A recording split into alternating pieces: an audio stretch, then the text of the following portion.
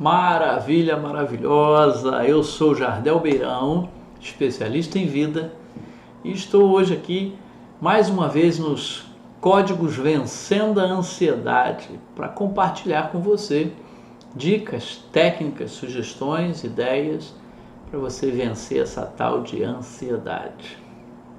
E hoje nós estamos falando vamos falar sobre 5 dicas, 5 técnicas para você vencer aqueles pensamentos intrusivos, sabe aqueles pensamentos que perturbam a cabeça, que tumultuam a gente, que perturbam a cabeça da gente? Pois é, então hoje a gente vai estar trabalhando para vencer esses pensamentos aí e vamos vencer eles de uma maneira muito especial. 5 técnicas para acabar com esses pensamentos intrusivos, né? Vamos pensar aqui o seguinte: o que são pensamentos intrusivos, que a gente chama isso dentro da área da psique? Pensamentos intrusivos são aqueles pensamentos que normalmente são pensamentos ansiosos, que insistem em estar ali rodando a sua mente. E o que são pensamentos? Vamos lá? Vamos juntos então caminhar nisso daí? O que são pensamentos? Pensamentos são eventos mentais. Guarda isso aí. Pensamentos são eventos mentais. E por que eles se tornam pensamentos intrusivos? Porque esses eventos mentais, eles fazem uso de experiências do passado para fazer uma leitura do que você está vivendo agora ou do que você está projetando para o futuro, entendeu? Eventos mentais fazem uso de registros de experiências do seu passado para fazer a leitura do que você está vivendo agora e projetar o seu futuro. Então, o seu presente, para esses pensamentos, eles olham para o seu presente com essas leituras do passado e vão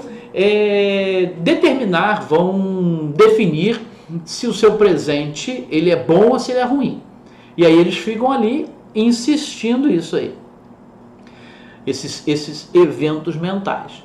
Só que tem o seguinte: quando você está num estado ansioso, a tendência desse pensamento é procurar sempre alguma coisa negativa ali atrás.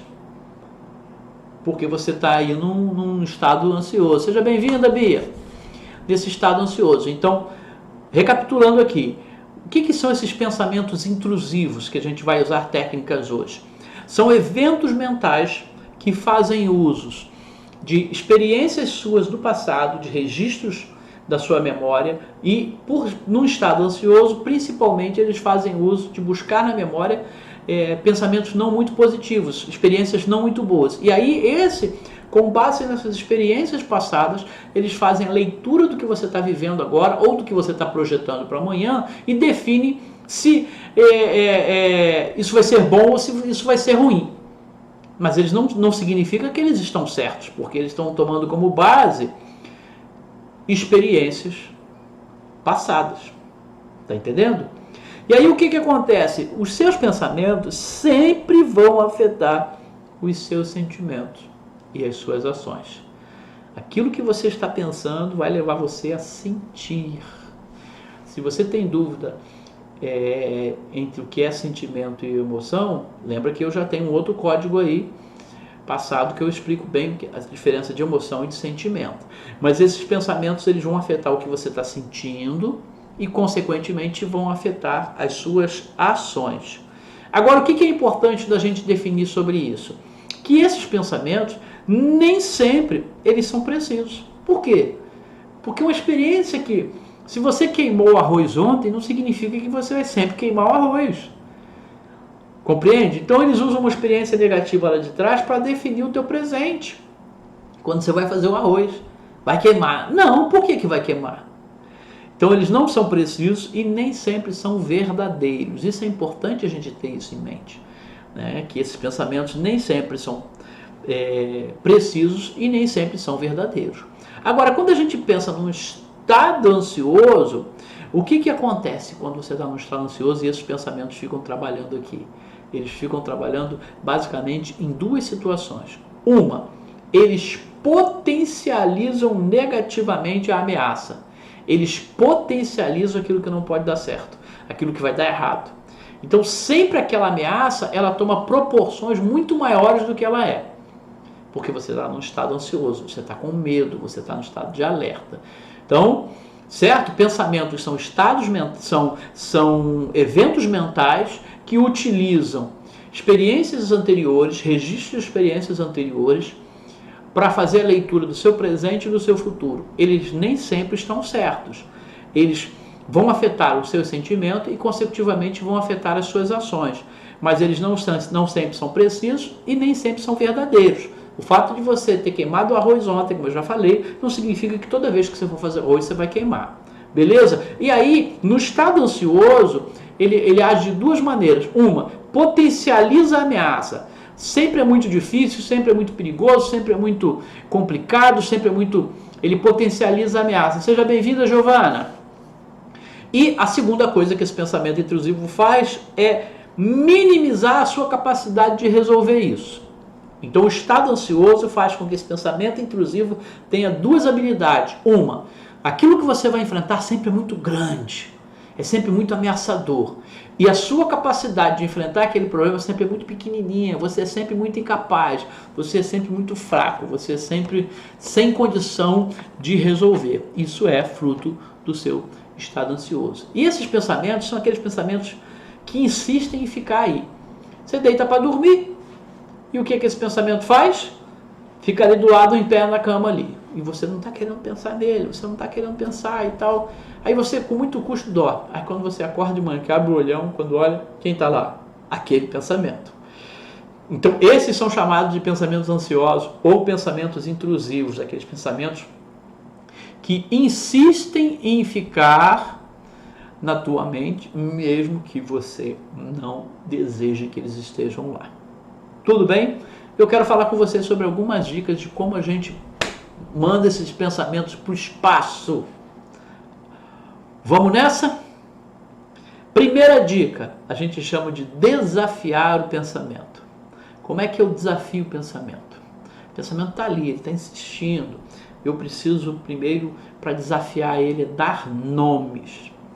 Tudo que tem nome tem uma forma, e tudo que tem uma forma, isso tem a ver com programação neurolinguística, isso tem a ver com submodalidade. Tudo que tem nome tem uma forma, e tudo que tem uma forma pode ser medido, e tudo que pode ser medido pode ser resolvido. Guarda isso. Então, tipo assim, quando eu falo para você assim, eu vou só usar um exemplo, por isso a gente não luta contra o pensamento. Quando eu falo para você assim, eu uso muito isso no setting terapêutico, para explicar às pessoas. Quando eu falo para você assim, não pense num balão vermelho na tua frente. Aí você não computa a palavra não. Por quê? Para não pensar, você já tem que pensar. Você já tem que evocar a estrutura mental, o seu cognitivo, o seu entendimento de balão vermelho. Então você já pensou. Por quê? Porque um balão tem nome, um balão tem forma, um balão tem cor. Isso trabalha com as submodalidades da programação neurolinguística. Então, quando eu tenho um pensamento que fica me perturbando, a primeira coisa que eu faço com ele é dar nome. Por quê? Porque quando eu dou nome, a partir do momento que eu der nome para esse pensamento, ele começa a ter forma, ele começa a ter cheiro, ele começa a ter gosto, ele começa a me evocar experiências. Por exemplo, é um pensamento de raiva. Então eu dou nome para ele. É um pensamento de raiva, raivoso. Então eu começo a dar nome. Por quê? Porque quando eu coloco um nome para ele, eu estou com raiva de ter sido ignorado. Eu estou com raiva de ter sido menosprezado. Eu estou com raiva, esse pensamento que fica ali. Você está com raiva de quem? Estou com raiva dessa pessoa. Eu estou com raiva dessa situação. Opa, aí olha aí como é que é fácil. Eu estou dando um nome para ele, então ele tem raiva. Raiva do Jardel. Beleza, o que o Jardel fez? Jardel fez isso e isso e isso. Isso te afetou em quanto? De 0 a 10. Aí eu dou forma, eu dou nome, eu dou consistência, eu dou atenção. Aí, agora ele tem um nome lá. Então eu tô na técnica de Desafiar não é lutar contra, é desafiar o pensamento. Eu dei nome para ele, eu dei cor, eu dei entendimento, é para uma pessoa. Aí a segunda coisa que eu faço é o seguinte: bom, eu já senti isso alguma vez? Ah, eu já senti. Eu senti isso há um mês atrás, quando o fulano fez isso, ou fez aquilo outro, e tal, e tal, e tal, tal. Opa! E o que eu ganhei com isso? Como é que foi que isso se resolveu? Isso serve para qualquer tipo de pensamento intrusivo. Do tipo, eu estou com medo de uma situação. A mesma coisa.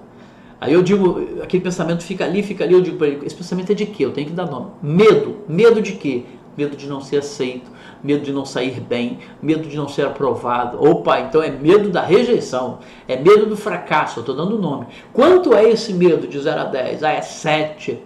Beleza, olha, eu estou dando nome, eu estou dando forma, isso é PNL. Aí eu pergunto para mim, e quando foi a última vez que eu senti isso? Ah, eu senti quando eu fiz a prova para tal coisa. E como é que foi o resultado? Você passou ou não passou? Não, eu passei. E o medo te atrapalhou? Me dificultou, mas eu venci. Opa, aí eu já estou buscando, olha como é que eu estou enfrentando ele. Eu estou buscando que eu venci aquela situação. Então eu vou vencer de novo. Então, a primeira técnica é quando eu desafio. Desafio não é lutar contra, guarde isso. Eu desafio, eu dou nome, eu dou forma, eu dou intensidade, eu dou cheiro, eu dou gosto. Qual o gosto dessa raiva que você está sentindo? Ah, um gosto amargo. E como é que você combate esse gosto amargo? Ah, com gosto doce. O que você poderia? Sou eu com eu. Eu estou desafiando. E aí a gente vai então, ele vai perdendo força. Tá entendendo? Tá compreendendo? Quando eu dou nome, quando eu dou forma, quando eu dou intensidade e quando eu argumento no desafio, ele vai perdendo força em mim. Ele vai perdendo força dentro de mim. Ele vai perdendo força para comigo, contra mim. Então, isso é um negócio muito interessante que a gente precisa parar para pensar. Primeira técnica, então, é de desafiar o pensamento. Segunda técnica desse pensamento, a gente usa muito também em programação neurolinguística, é a técnica da dissociação.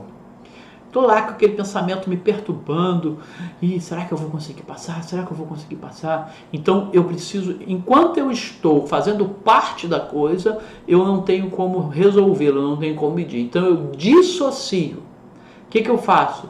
Qual é o pensamento que poderia estar me perturbando? O medo de perder o emprego, por exemplo. Mandar um monte de gente embora e a coisa está ficando estreita, eu estou vendo que eu posso ser mandado embora e aquilo ali fica aí perturbando. Será que eu vou ser mandado embora? Será que vai ser hoje? Será que não vai ser? Então eu deitei para dormir, eu preciso dormir.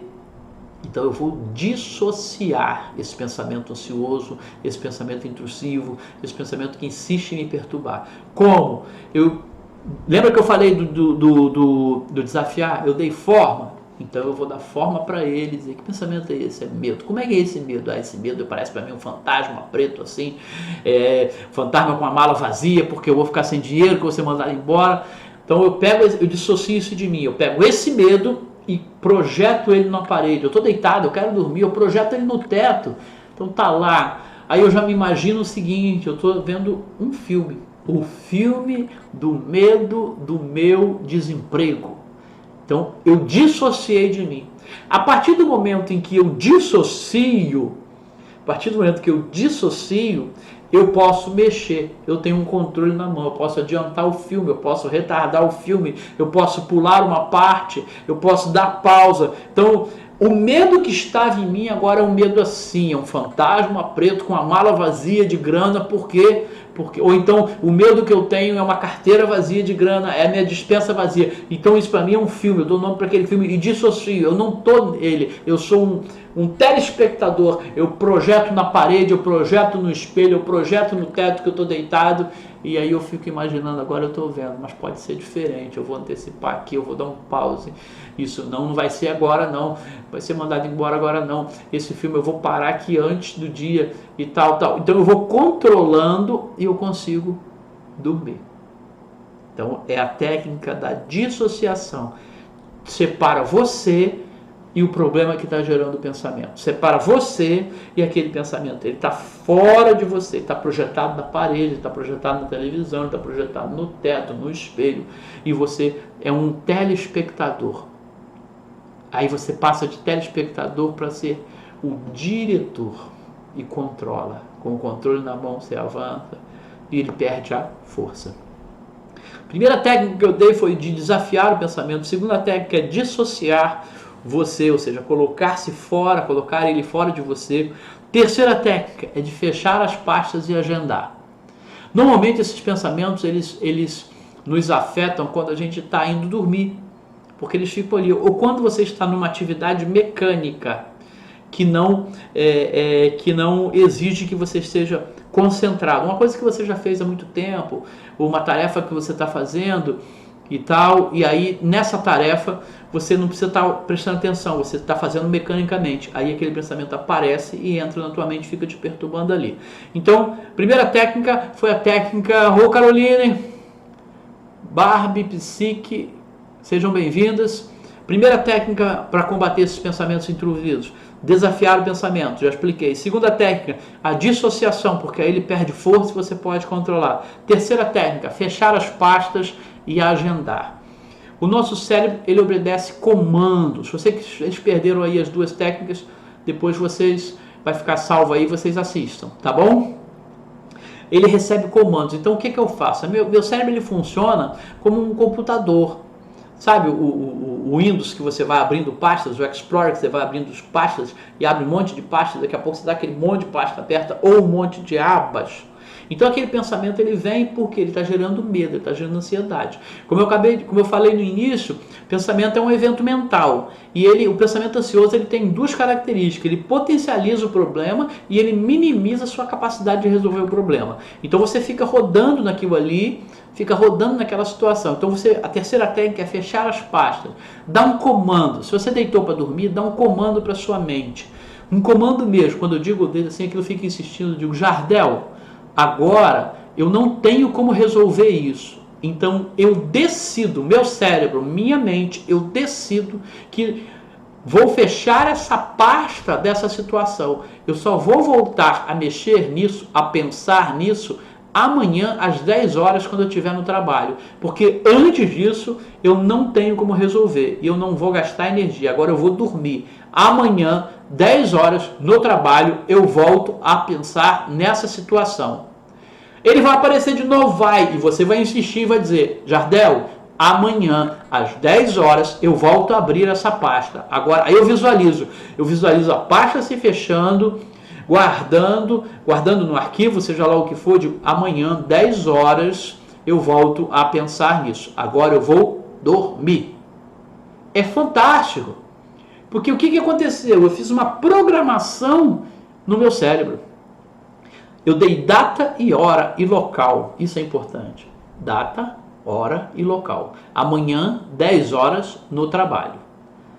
Ele vai se desligar, porque é como se eu tivesse programado para ele voltar. Então, essa é a terceira técnica. Fechar pastas e agendar. Funciona. O cérebro vai se desconectar daquilo ali. Desafiar os pensamentos, dissociação, fechar pastas. Quarta técnica é a técnica da substituição. Deixa eu explicar uma coisa fantástica, isso é neurociência. Teu cérebro não consegue prestar atenção em duas coisas, ele não consegue dar atenção para duas coisas. Isso é balela, história da carochinha, de que a mulher é multitarefa, de que ela consegue pensar: dá mamadeira para a criança, faz o mingau, presta atenção na televisão. Conversa fiada. Por isso a facilidade que a mulher tem de entrar em estados ansiosos mais do que o homem. Por quê? O que a gente aprende... Sabe quando você quer mudar de janela no computador? E você usa duas teclas, Alt Tab, aí alterna entre o que está aberto, Alt Tab. O que a mulher aprende a fazer é usar o Alt Tab mais rapidinho. Mas é como se ela tivesse... Mas ela não é multitarefa. O cérebro humano não é multitarefa. Ele é monotarefa. Ele é monoatenção. Então ele não consegue dar atenção para mais de uma coisa. Então a gente usa isso a nosso favor. Tem um pensamento intrusivo ali e eu substituo. Você quer ver? Se você tiver com uma dor no ombro e der uma topada na ponta do móvel com o dedinho, a dor do pé vai ser tão grande que você vai esquecer da dor do ombro. Por quê? Porque o cérebro vai ter que definir para onde é que eu vou dar atenção. E como lá está doendo mais, o estímulo nervoso é maior lá, ele vai para lá. Então a gente usa a técnica da substituição. Tem uma outra técnica aí de uma psicóloga de Yale, americana, muito legal, que é chamada de NASA, mas hoje eu não vou abordar ela não. Ela é um pouco contrária ao pensamento positivo, e não é pensamento positivo que eu estou falando agora, que eu vou falar agora, mas num outro momento eu vou abordar porque vale muito a pena. Mas hoje eu quero falar da técnica da substituição. O que é? Eu estou com esse pensamento nessa rota, então eu caminho a minha mente, o comando, eu tenho que assumir o comando dela para pensar aqui em alguma coisa boa, agradável. O meu cérebro ele vai caminhar entre dor e prazer. Então eu trabalho uma nova realidade de prazer, porque ele vai fugir da dor. Então se esse pensamento é um pensamento que está perturbador, intrusivo, eu começo a criar um outro pensamento aqui. Eu espelho, eu uso a técnica dos neurônios de espelho para substituir. Então, por que isso? Porque ele não vai dar atenção lá. Esse cara vai ficar gritando, é como se ele ficasse gritando aqui do lado de cá, levantando a mão, levantando bandeirinha, chamando a atenção. Então a coisa do pensamento daqui tem que ser muito bom. Como? Digamos que, vou voltar à questão do emprego. Vem o medo de perder o emprego, né? Aquela coisa de perder o emprego e coisa e tal, e papapá, e aí fica, pode ser mandado embora, pode ser mandado embora. Aí o que eu faço? Eu pego o muito bom. Gente, eu já trabalho nesse lugar há 10 anos. Quanta coisa eu aprendi ali. Quanta coisa eu vivi de bom. Aí eu começo a lembrar de momentos bons, de conquistas em equipe, de vitórias, de elogios, de aumento, de promoção. Aquele lugar é fantástico. Aí ele tá lá gritando, levantando a bandeirinha, mas tu pode ser mandado embora, você é o próximo, você é a bola da vez. E você diz, rapaz, que coisa fantástica. Eu já estou me imaginando ir trabalhar amanhã. E agora então que muita gente foi mandada embora, eu estou podendo fazer funções que eu nunca fiz, eu estou desempenhando assim, eu tenho prazer em trabalhar, eu estou cada vez mais importante nesse emprego. Olha aqui, ó. Sabe o que vai acontecer aqui? Esse cara, ele vai perdendo força, porque eu estou substituindo o mesmo local, lugar de medo, prazer. O mesmo emprego, no lugar de perder o que eu já ganhei. E aí eu vou me alimentando disso. Vou espelhando o mesmo local, mesmo prazer, pessoas, alegrias, conquistas, promoções, aumentos, experiências legais, agradáveis. Daqui a pouco ele perdeu força. Ele foi substituído por um pensamento bom. Então, primeira técnica, desafiar o pensamento. Segunda técnica, dissociação para ele poder perder força. Terceira técnica, fechar as pastas e agendar data, hora e local. Quarta técnica, substituição. E essa substituição, também em programação neurolinguística, a gente utiliza as modalidades. Eu me imagino lá, como foi bom, eu revivo aquela experiência, eu sinto o cheiro, submodalidade. Eu ouço a música, eu ouço a voz do chefe, do gestor me elogiando, tudo isso. Então, substituição. Quinta e última técnica dessa noite, ridicularização. A técnica da ridicularização é algo fantástico. Então eu tenho um pensamento que está me perturbando mesmo. E aí eu ridicularizo. Primeiro eu potencializo ele. Como? Vou voltar de novo à história de ser mandado embora. E aí eu ridicularizo.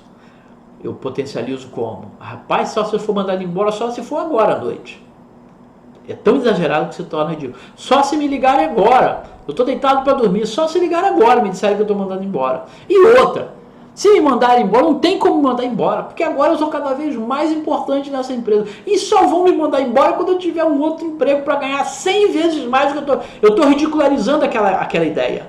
Eu estou ridicularizar, exagerar tanto que ela cresce e depois ela vai perdendo força, e aí eu estou rindo desse negócio aí. E quando você vai ver, ele desapareceu, porque ele perdeu força. Isso é uma técnica, por exemplo, que dentro da hipnose clínica a gente utiliza para perda de fobia. Quando a pessoa, eu tenho medo da barata. A gente faz um trabalho onde a barata é vista com cara de palhaço, a barata é vista como uma situação cômica, então ela vai perdendo aquela estrutura de monstro que foi criada no psique da pessoa, né? E vai tendo uma estrutura cômica, ridícula.